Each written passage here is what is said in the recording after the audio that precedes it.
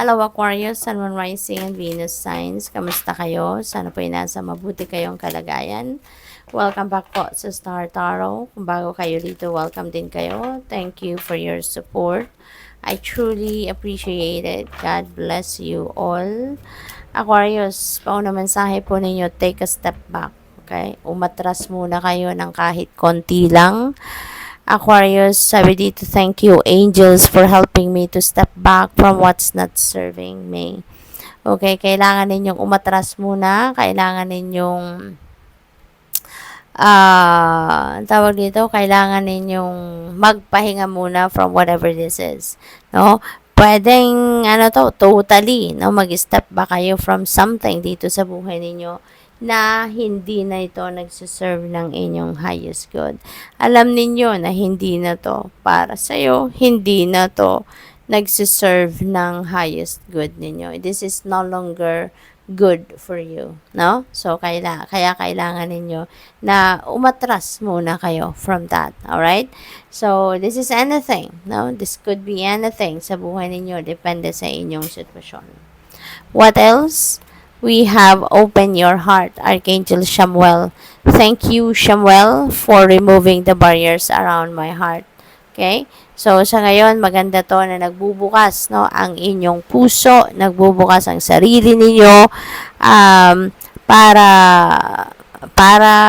sa idea, no, natanggalin na ang anything, no, sa buhay ninyo na hindi naman na nakakapagdulot ng maganda sa buhay ninyo. Okay? So, yun. So, Archangel Samuel is going to help you with that. Na matanggal na kung ano man, yung mga impurities, no, sa puso ninyo. Bumuhos ang ulan, no? Sana po naririnig nyo pa rin yung sinasabi ko rito. What else? Synchronicity. And thank you, angels. I trust your well-timed guidance and signs.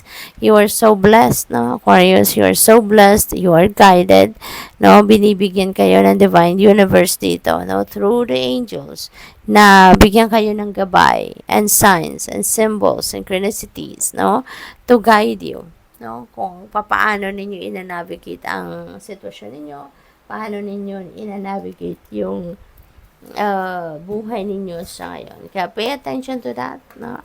Malalaman naman ninyo na yung mga symbols na yan, signs na yan, ay para sa iyo kasi mangungulit yan, kukulitin ka niyan, diba? Paulit-ulit na magsusulpot yan sa harapan mo para hanggang sa mapansin mo, no? And that is yours. So, what else?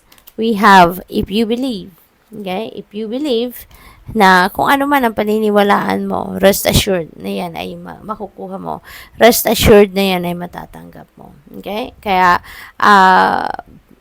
be aware, no? Be aware and be careful of what you believe in kasi yan ang maaaring mag-manifest sa buhay ninyo. What else? We have helpful people. Yan. Blessed talaga kayo kasi you are surrounded also with people na makakatulong sa'yo. Diba? Makakatulong sa'yo in any way. Okay? So, you are blessed with various people dito. Siguro mga kaibigan ninyo to. Maybe you're surrounded with supportive friends. Maybe you're also surrounded with mga kakilala, katrabaho, kapitbahay, na always willing to help you, always willing to give you a hand. So, napakaswerte ninyo.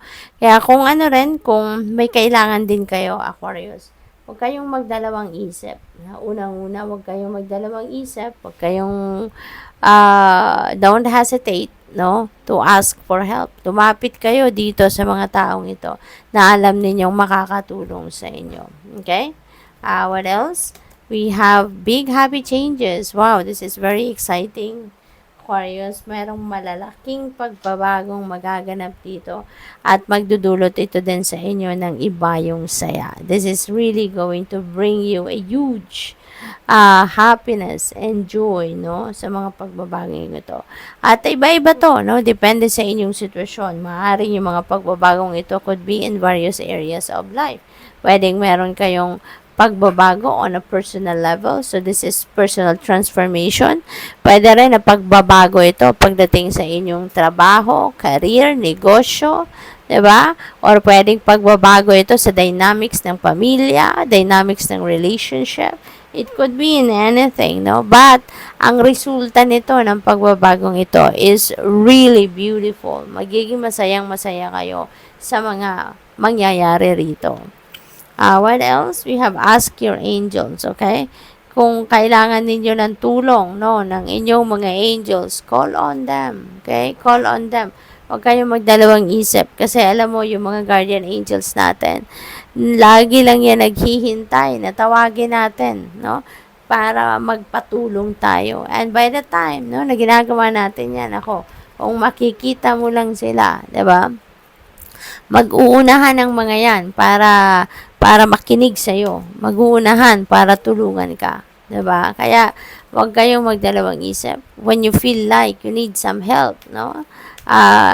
Kung kailangan ninyo ng spiritual help, then ask your angels, okay? Call on your angels. What else? We have earth angel. Look at that. Sabi dito, thank you angels for inspiring me to be more like you. Alam mo, Aquarius, siguro, madalas na kayong nakakarinig nito, no? Madalas na kayong may tinutulungan or nakakatulong na kayo sa maraming tao for the longest time. At siguro naririnig nyo na to, na may nagsasabi na sa inyo na, thank you for being my earth angel or you are my earth angel. Kasi siguro, ang dami-dami mo nang natulungan. Ang dami-dami mo na sigurong nabigyan ng guidance, ng tulong sa pera, 'di ba? Or kahit ano pa man form of help, no? Siguro na-appreciate ka ng mga taong ito at maaaring sinasabihan ka na thank you for being my earth angel. So, good luck. Thank you for watching Love and Light. Namaste.